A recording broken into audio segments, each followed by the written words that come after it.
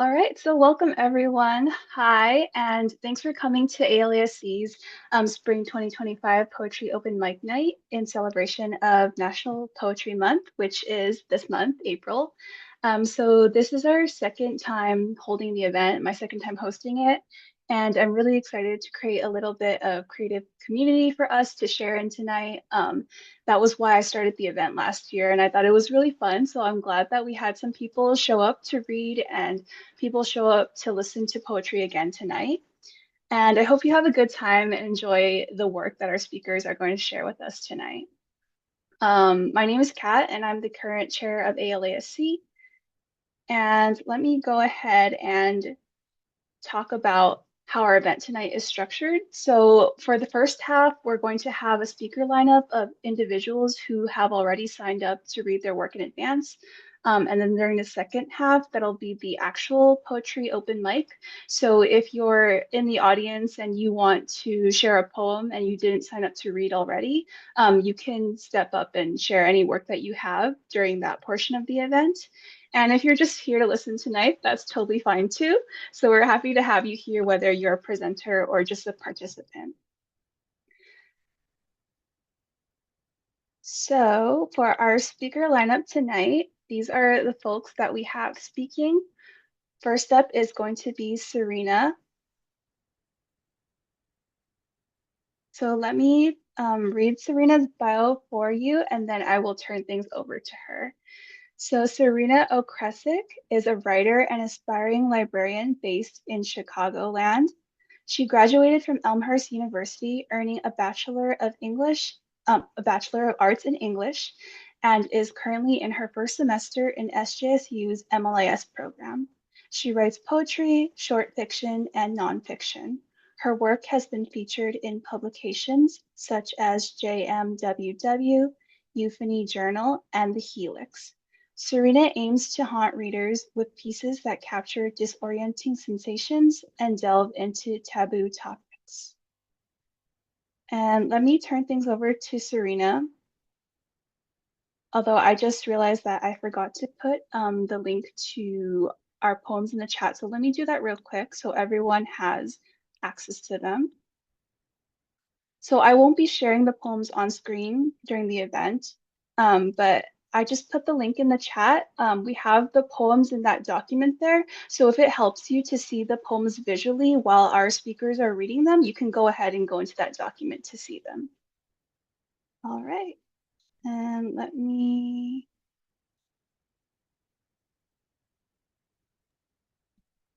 All right. And Sarina, take it away whenever you're ready. Thank you so much, Kat. Today I'm going to be reading three poems that I've written over the past few years, two of which are published and the last of which is currently unpublished, so a bit of a sneak peek. The first poem I'll be reading tonight is Development as featured in the online publication JMWW. Barred owls call to each other in the humid night from rain-soaked wooden house frames. Wind whistles through the white curtained windows, causing creaking in the brand new jointed floorboards. Wind tunnel puzzle, manufactured and fused together, shell-like, sterile drywall chambers spiraling inwards and conjoining, a reverberating racket like tinnitus in the passageways. Empty buildings, yet inhabited all the same. Frail beings crossing thresholds, back and forth, frustrated and unfriendly, while all around the neighborhood springs up quickly like lab-grown fungi. A meadow mowed over, dug up, and buried requires revenge. Angered guardians come back to claim their land, to chill to the bone with wispy voices and cool touch, to blight the grass-seed lawns and crack the fresh-laid concrete. Skinny, pale creatures slipping in and out the open windows, cryptids emerging white-eyed between fluttering curtains. We struggle to find home, scarred as we are, and this lot is tough ground to settle. The next poem I'll be reading tonight is Leaving, which was featured in the online publication Flora Fiction. We are fragments glinting golden in the sunset, furnace sky burning, melting our wings, which drip down our red burnt backs and necks, a tarring of flamboyant feathers and gray blue. Our voices echo and dampen, smothered by the heavy, humid air. Every moment marks a new loss. Every moment is a grave to rise from. Blackbird on the patio, omen of blazing spark and smoke, startling, takes flight. We are fragments, shining silver, in the nighttime, ice cream moon, melting, bathing our skin in beams which dribble down our upturned faces, a shedding of wistful tears for years spent in solitude. Our thoughts slip silent out and vanish, stolen by a great grief. Every moment cannot be grasped. Every moment is a ghost to haunt us. White spider on the windshield, beldam of burnt wax and wicks, fleeting, scurries away. My final poem tonight is the unpublished poem I mentioned, and this is titled The First Mourners. Cooing clings like dew to the slow slumbering exhales of the morning. Drifts tactile and glistening through screened windows, a mourning dove, pale as a ghost against the gray sky, turns iridescent and gossamer in a break of sunlight, flaxen as the tender insides of a sapling. Downy feathered and small beaked, her round body ruffles in the cool breeze. She wails a dirge, clasping her pink claws around a laundry line. Beams of light spill over the rooftops and fences, stabbing at the night who lies nestled in every crevice, who struggles to maintain her territory, bleeding out in cool lavender shadows. Her lavender domain is paid tribute, marked under the dove's wings and beaded black eyes.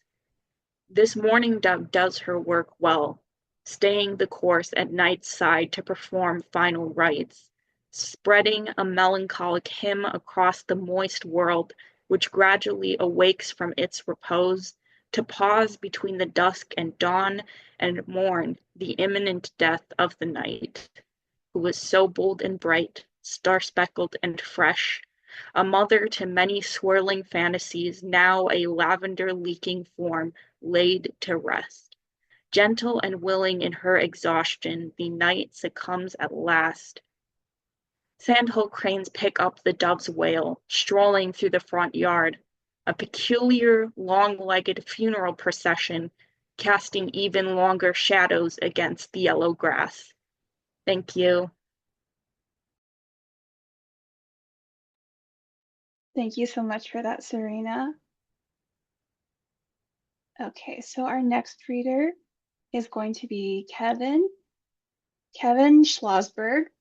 Once upon a time, Kevin Shlosberg graduated from Rutgers University with a degree in English, concentrations in creative writing and poetry.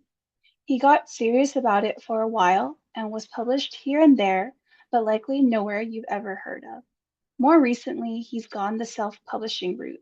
A bookman by trade, he is almost done with SJSU's MLIS program and will be working on ePort come fall. With a strong background in customer service, he intends to pursue public librarianship after graduation. He still writes the occasional poem, and we're glad for it. Let me go ahead and spotlight Kevin. Thank you, Kat. Thanks for having me again. This is actually my second year doing this, and it's nice to see more participants this year than last. Hopefully that's going to be the trend going forward for you. So I have 3 poems to read for you tonight. I probably won't say too much about them because I like to let my poetry speak for itself, but maybe I'll say a word or two here and there. All right, jumping in. This first one is called Upon Mixed Visions. I am an old man because I have the pain of an old man, unable to retrieve visions from his mind.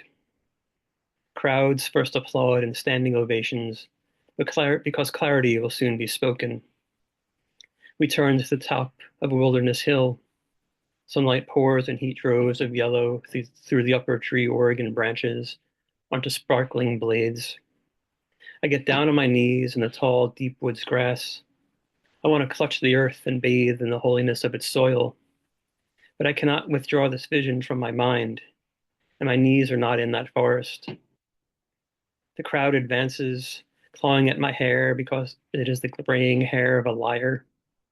I wake with the pain of an old man. This next one, I can say a little bit about this one. I used to live on the East Coast, probably about 20 years before coming out to California, and I've been here about 20 years now. But one of my favorite things to do out there was to just drive around and explore places. Um, I think I don't do that as much out here because, the price of gas has gone up and there's just been more overt connection between, using fossil fuels and global warming. So I try not to contribute to that. So this was just one of my road trips that I really found memorable. It's called Route 94 north of Wawayanda. I accidentally found myself on hilltop with brief, unobstructed view coming off Wawayanda Mountain where the road's curves led me, the state line and rolling lower range, the fields fighting foreclosure. Wanderlust whirlwinds funnel up through my sternum, an Appalachian quake. How did I get here and why? Accidentally lost myself behind the glass surface, the saddening acceptance, the now familiar coalescence, I and the land and splendor of space, free only to the trespassing eye. The wind quiet of these country roads. And this last one's a newer one. It's called Coo. Two doves have settled in my attic, lamenting the loss of their tree. There is persistent, indignant cooing about territorial rights and furniture arrangements. Either that, or the neighbors downstairs are having sex on a bed with rusty springs. One is a triathlete, the other is wearing a gas mask. Thank you. Thank you, Kevin.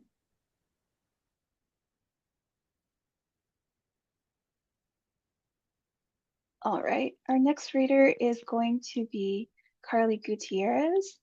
Carly Gutierrez, she, they, is a neurodivergent library assistant and a bindery coordinator in an academic library. Carly is also an MLIS student here at SJSU, a volunteer court-appointed special advocate, CASA, for foster youth in San Diego County, and a writer. Carly has a BA in creative writing from Southern New Hampshire University, class of 2024. Published in Palomar College's Bravura Literary Journal in 2021 for both poetry and prose, Carly also writes personal essays and hopes to someday finish a memoir. A queer parent and unapologetic cat person, you can find them in San Diego, California, somewhere in the shade. And we're excited to have Carly with us tonight.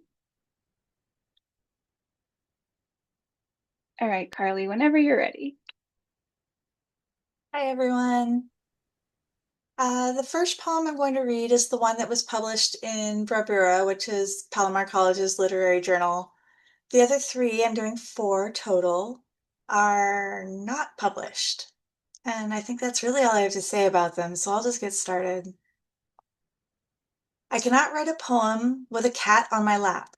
I cannot write a poem because this cat, it purrs, a rumbling engine. When I type, the pounce, the attack. Tiny kitten teeth on flying fingers, claws tangle hair, the incessant chewing of the cables. Before the cat, I could write unencumbered by these tasks that spring up moment to moment. Pick the cat up, put the cat down, put the cat down again. Scratches line my arms like old faded scars, reminding me to move forward. Progress, ahead, not back, not before. Before, when I could write freely without worry for another creature, only myself. Echoes of silence sing back to me new ideas. This gray cat, this purring machine, this demon from the 7th circle, my heart.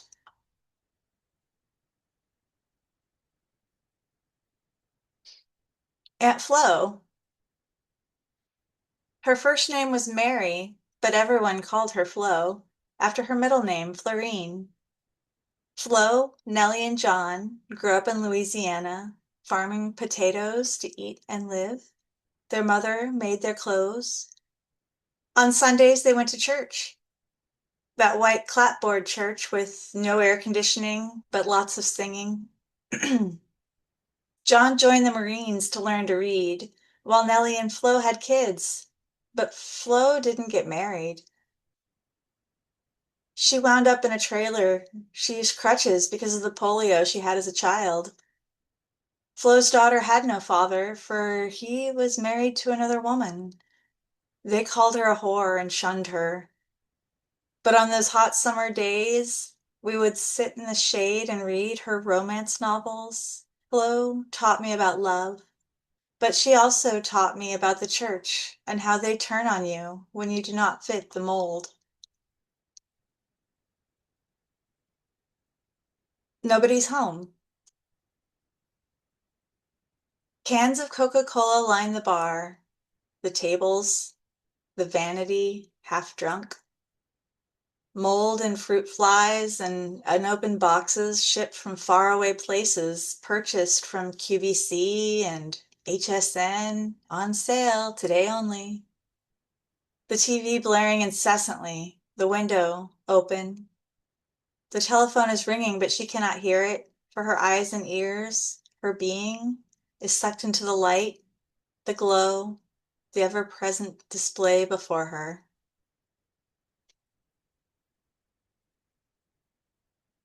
And my last poem is called San Diego Sunset.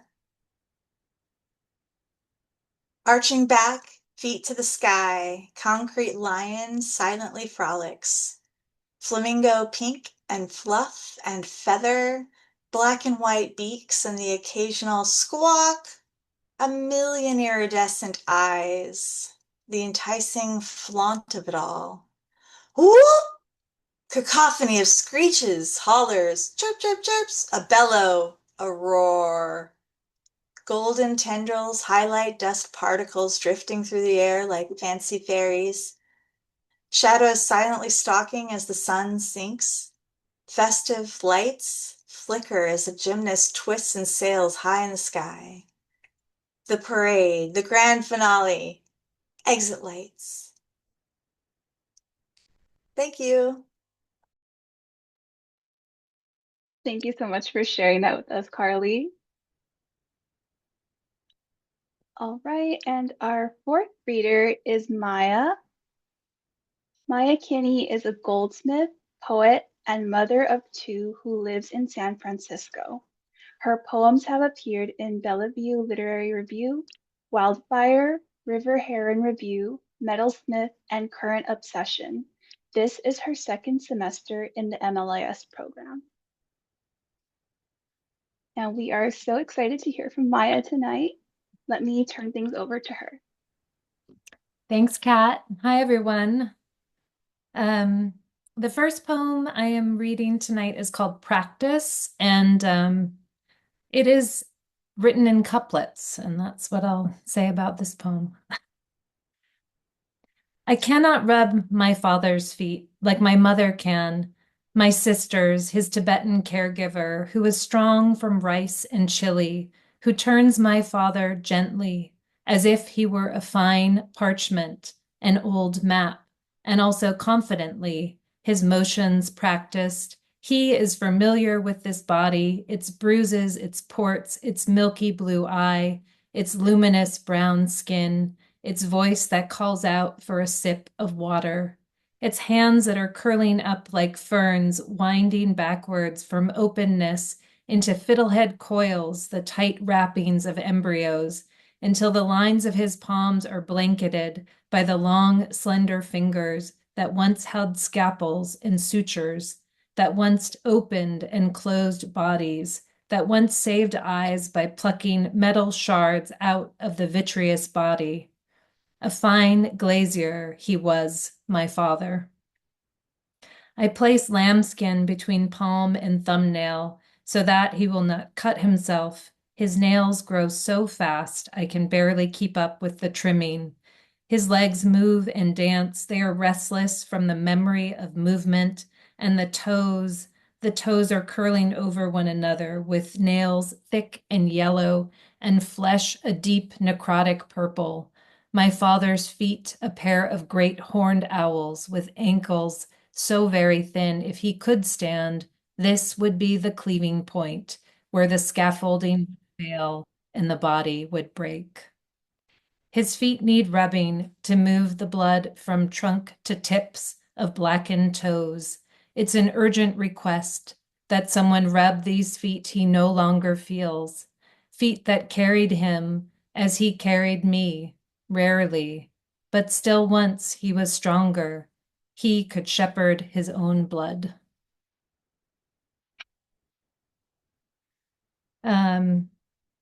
My second poem that I'm going to read tonight is very new. I wrote it just a couple of weeks ago after chaperoning my fifth graders camping trip to the coast here in Marin County. It's called Night Hike with Fifth Graders. Open your ears, let your eyes adjust. Be a bat, a moth, a deer. Trust your feet to take you up this narrow path. The shadowed form of your classmate, gone. The world is made of fog and rustle. Catch the scent. Don't hurry. This is your chance at silence. Here, at the edge of the world, at Slide Ranch, below cliffs consumed by storms, the Pacific churns. Open your ears. Match your breath to the ocean. And the last poem is called A Shared Purpose, and that's also the first line of the poem. A shared purpose, the curled up baby rattler on the cellar floor. We've gone down the cobweb stairs in search of the last 5-gallon jug of olive oil from last year's harvest. A thick, sludgy green somewhere between sage and olive with a shadow of gold. Like sunshine captured in thick, bitter flesh, we rake from trees into buckets, the cherignolas, the calamatas, picholine. They all go into the same cold press, a vintage made from fire and hardship, broken hips and breaking marriages. The yield is as small as the love we have left to give to the olives, to watch in wonder as the fruit sets, flesh fattens into green, flushed with the same purple as the lids of my eyes. Kalamata sleeplessness. 15 gallons, and these 5 are what's left in the cellar where the baby rattler is curled up.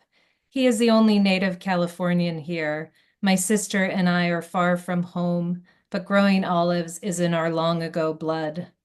I snap a photo, use Google Lens to confirm the deadliness of this sleeping child. While it lies here, dormant, and probably lost and hungry, I find a shovel. She creeps up like a shadow. My sister, a mother, lands the first shovel blow. The baby snake begins to writhe, to show us it lives, to show us we are killing things.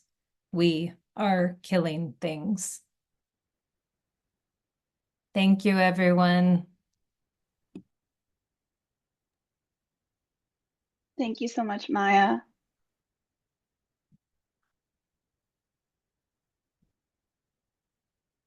All right, and then the last scheduled speaker we have for tonight is me. I have my bio up on the screen here, but I'm not going to read it word for word because that would be a little bit weird. But to tell you a little bit about myself, I do call myself a writer, reader, artist, dreamer, and I started writing poetry in middle school as a transition, I guess, from the extremely cringy songs that I was writing throughout elementary school. So you can kind of tell that I've always been a fan of rhyming. I've always been a fan of the written word. So song and poetry really kind of just go together for me. And then I did go on to major in English with an emphasis in creative writing during undergrad. I think I wrote up to like 4 poetry chapbooks during undergrad, but most of that work has remained unpublished.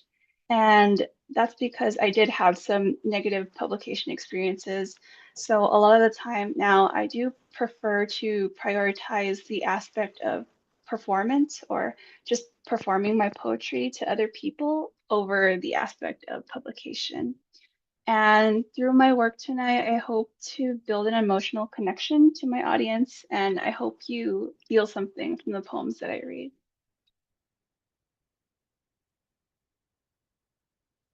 So without further ado, my first poem is called Flower. I actually wrote this back in high school, and the structure of the poem is a mix of haikus and tankas. So if you're not familiar with those forms, they're types of Japanese poetry that use a syllable count. So for haikus, there are 3 lines. The first line has 5 syllables, the second line has 7 syllables, and the last line has 5 syllables. And then a tanka is the same as a haiku, but it has 2 extra lines, and those 2 extra lines at the bottom have 7 syllables.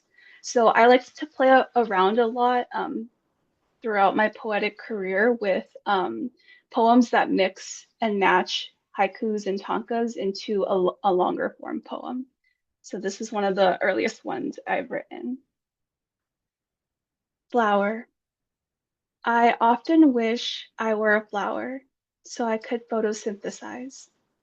Then, when I spend time soaking up the bright sunlight, I would be able to make my own energy instead of becoming burnt. There is a downside. If I were a flower, then winter's chill would be much more bitter than before, making my petaled self wilt. Someone might also cruelly pluck me from my stem. Humans seem to have a morbid fascination with putting things in glass jars. If only I could possess the best of both worlds, I'd be flower girl. My next poem is just a standalone tanka, and it's called April of Absent Showers. And funnily enough, it's actually been a very damp April over here where I live. I'm in Southern California, so some springs can be very dry and the weather is already like summer weather, but that hasn't been the case this year. So this is actually a funny poem because it doesn't apply to this year. So this is April of Absent Showers. The earth raises her parched lips to the sky, hoping liquid salvation will moisten her cracked skin and arid throat, but no such luck. My next poem is called The Secret Lives of Napkins. And I wrote this one in like a poetry workshop class in undergrad. My poetry professor had invited someone to come in and talk about his poetry to us, and he said, napkins never get to be in poems. And I thought, why not? And that turned into this poem. So it's for Brian Turner because he inspired it. The Secret Lives of Napkins. Napkins never get to be in poems. But why not? Is there anything less poetic about a napkin than that glittering glass skyscraper, or the love I lost at 19, or each tree's fragile, trembling leaves? Napkins were once trees too. And don't you know that napkins are the guardians of secrets, sitting wordlessly at tables where laughter spews forth or terrible things are said when too many drinks have been drunk? Silent witnesses to food-paired provocations, negotiations, reservations, they compliantly clean up your crimson spills and leftover crumbs, obedient accomplices in the mess you've made. Then you throw them away. They know too much. Ah, so that's why we don't talk about napkins. And my last poem is called Aquaphilia. I wrote this one during the pandemic. The human body is about 60% water, but we are afraid of moisture, huddled beneath umbrellas, heads down. Our shields cheek up to the rain. The palpable wince when you say moist. The way you wipe your glasses quickly when they fog up. Are we so scared to break into liquid before each other? Determined to stand impenetrable, welcoming complete calcifications of our insides? Every time I sponge up grief, I tell myself it's the last time I'll squeeze out tears, but I can't stop drinking life. I hold my breath in the shower and let cold water hit my skin, bracing against the shock of ice. Strange, isn't it, how my heart heaves like I'm back in high school running a cross-country race. A reminder I am still here, unswallowed by the dark sea, alive. Thank you. So that ends our structured speaker lineup. So now the floor is open and we're on to the open mic portion of the event. So if you do want to share, you can just raise your hand, unmute yourself, post it in the chat, and I'll go ahead and let you take the floor. Before we do that, I do want to share some of our ground rules for sharing. So these are some of the ground rules that we have for the open mic. I'll just read them out loud. So we're aiming to create a space for open creative expression through this event, while also ensuring the safety and well-being of all our participants. So we ask that all participants to share in this space with an open mind and listen respectfully to work of differing modes, beliefs, and perspectives. We also ask presenters to refrain from sharing work with intentionally hateful or harmful content. We reserve the right to expel any presenters or attendees who violate this rule. And related to this rule, if you believe your work contains any violent or potentially triggering content, we ask that you provide a warning about this content before you begin to read so that anyone who wishes to step away or mute the presentation is able to do so for their own well-being. And as you all know, this event is being recorded and it will be uploaded to the ALASC YouTube channel later. So if you are presenting and sharing your work in the open mic and you don't want to have your performance included in the final recording, just go ahead and let me know and I can remove it. And then if you want to, you can share your social media or any links that you have to a personal website in the chat. ALASC is not affiliated with any of that content and just does not endorse the content. So with that being said, I'll go ahead and stop my share. And does anyone in our audience want to share a poem with us?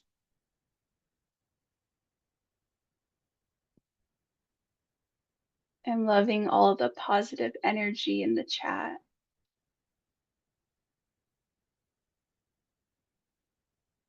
Stacy, I saw you unmuted. Did you want to share with us? Yeah, I'll share. And I'm sorry I didn't communicate that I was interested in reading tonight. I didn't understand the assignment. I would Oh, have no planned ahead. worries. Yeah, so Is it? feel free to tell us a little bit about yourself and about your poetry, and you can Thank you. share as much or as little as you'd like. Thank you. All right, so I am in Green Bay, Wisconsin, and my undergrad was a humanities degree with women's studies, and I just completed my E-Port in the MARA program. So I'm preparing to graduate.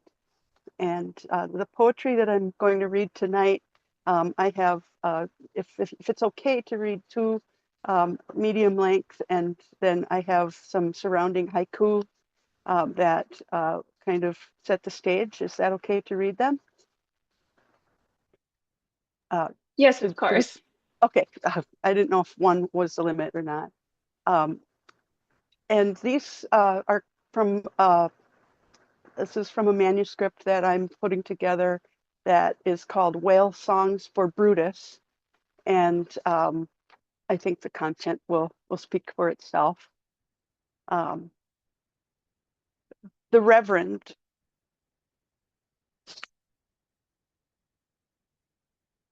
(2013), that's part of the title. 2013. My new guy asked the Reverend about me. Knuckles up, said the Rev. Urban Dictionary defines what he said. Muster your courage. Get up the guts. Prepare for challenge of epic proportions. That's what the Reverend said.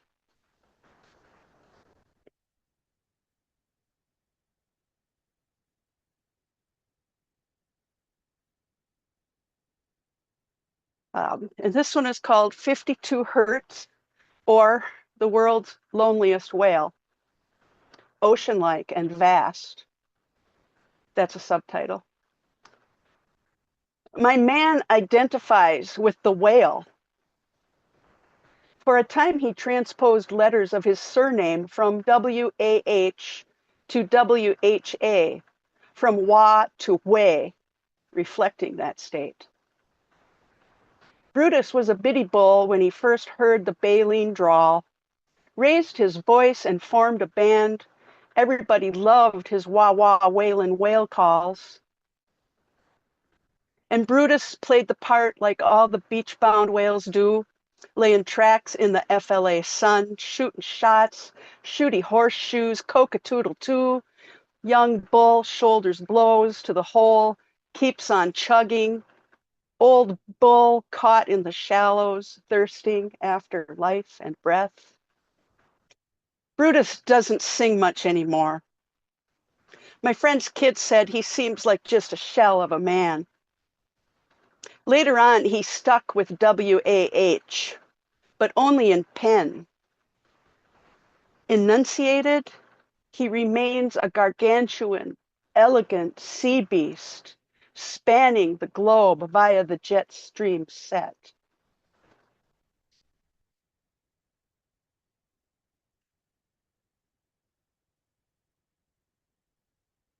The Reverend, reprise.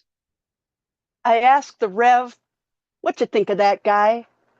He's a first-class, second-rate, hell of a buy. And my final piece is called Jealous Liver, 2023. I am a jealous liver, a jealous lover, spurred to oust an aggressor that threatens, nay, promises to act out insatiable lust. This fragile romance is lived and loved expectantly, while the paramour, a relentless hussy, lurks and strikes at any hint of visceral rest. Plato thought the liver a seat of darkest emotions, wrath, envy, voracity. Hepatitis turns a person green like avocado. My lover's mistress makes me jaundiced, living and loving in hard-pressed vein, tempo, agitato. Evolutionary theory interprets jealousy as a function of mate protection, deterrer of threats, interrupter of outside hostilities aimed at one's partner.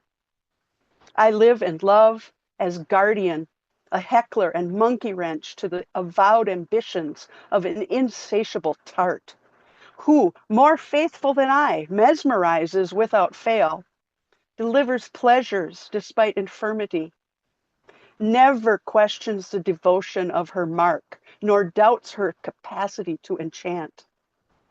Tangy on the lips, acerbic in the throat, warm in the bowels, reliable. Succorer of moments, the mistress is down for anything, goes down smooth, picks him up quick, and batters his crown. I take a stand to demand fealty, not because I have anything more than the next pretty face, not that, but that I live and love jealously against a notorious seducer beckoning from every corner shopette. Indigenous Filipinos conceived of love rooted not in the chest, but in the bodily center. Livers brimming with courage, ardor, strength eternal, sinuous and dense. The love of a liver transcends magic and butterflies, mere hollow-hearted sentiments. This lover lives, and this liver loves, with the bile and grit of Juno, braced against the long-necked hoochie mama, whose ephemeral thrills have turned my man's seat of passion into deformed and fibrotic stone. And my Brutus is in hospice with not much time to live. Thank you for listening. Thank you so much for sharing that, Stacy. That was a fantastic reading. Thank you. Is there anyone else in the audience who also wants to share some poems with us?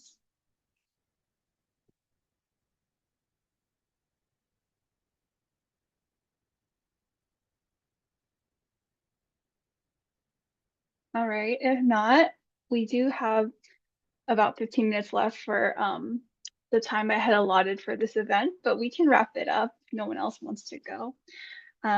So thank you everyone for coming tonight. I had so much fun listening to everyone's poems. Everyone here is such a talented poet, and I love hearing everyone's different poetry styles and everything. One of the fun things that I noticed when I was collecting our speaker submissions for this event was that everyone submitted their poems individually. So we had no idea what, other people were submitting, but there was a clear eco poetry or like environmental theme running through a lot of our poems. So that was really fun to me. I was like, oh, everyone's writing about similar topics here. And I hope you all got a little bit of enjoyment out of this tonight, maybe some healing, maybe some community and creative connection, or, just a much needed break from schoolwork, because I know we are all in our finals weeks, and I don't know about the rest of you, but I can't wait for the semester to be over.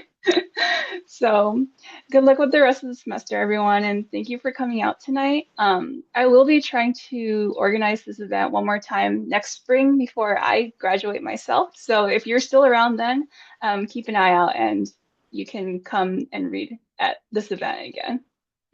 Thank you, everyone. Have a great night. Thank you. Thank you. Thank you to all our speakers for reading.